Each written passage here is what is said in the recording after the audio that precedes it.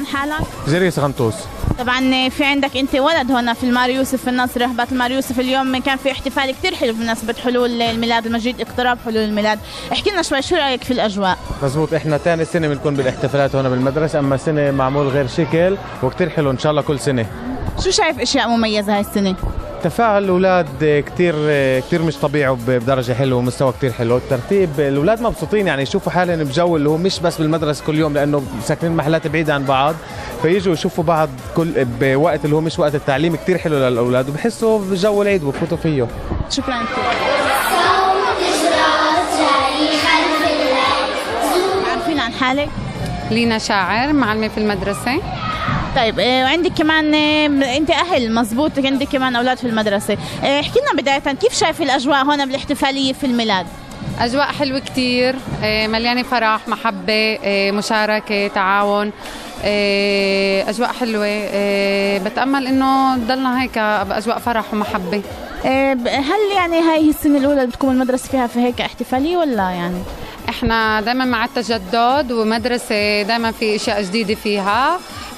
كابتدائيه عندنا كل مره في اشياء جديده. هاي اول مره بنعمل انه كمان اكشاك وكمان عروض للطلاب. شكرا كثير. شو حبيتي؟ انه كان الاحتفال انه بجنن، وكيف غنينا على المسرح، وكيف كيف اذاعه الشام كانت حلوه. القوة والإنسانية، لهذا تتحول أيها العيد الجميل لمناسبة جميلة نحتفل فيها بالأخوة المباركة والحياة الواحدة المشتركة السعيدة الرغيدة.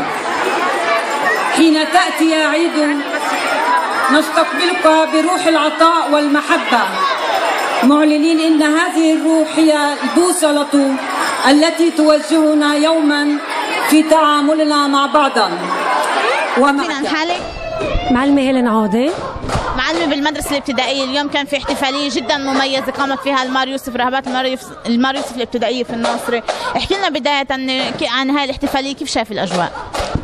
أول شيء احتفال رائع ومميز، أجواء جدا رائعة.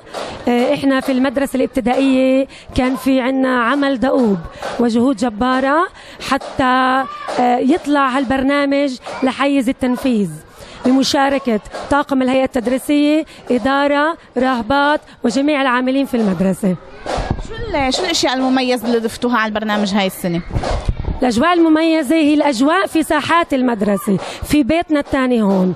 الأجواء اللي كانت بمشاركة واسعة من الأهالي، وإحنا على ثقة تامة إنه مثل هاي البرامج، مثل هاي المشاركة بتعزز روح الانتماء في المدرسة.